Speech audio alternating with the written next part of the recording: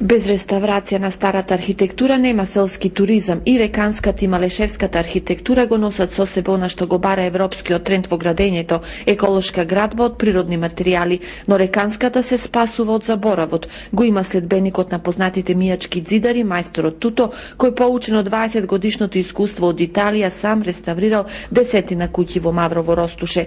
Малешевијата ја нема таа среќа. Старата архитектура ја уништува вирусот на нерешените имотно-правни односи на старите објекти, па голем број вредни градби пропаѓаат, ушејќи го со себе и идентитетот и традицијата која сакаме да ја продадеме на современиот турист.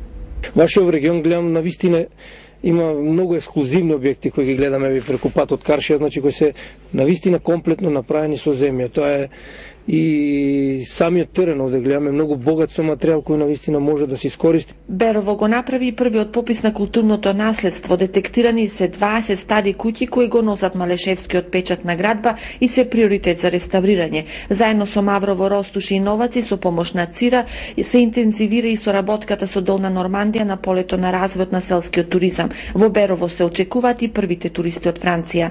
Еден град од Долна Нормандија што се вика Ливаро, што посебно се заинтересира за соработка со Берово, бидејќи тој град е познат по производство на сирење. Она што го поседува општината Берово како потенцијално културно наследство да се искористи за економски искористеност и моќ, односно граѓаните и општината има бенефит од. Берово отвори канцеларија за промоција на туризмот, а туристичкиот совет на регионот треба да го помогне економскиот развој на источниот дел од Македонија.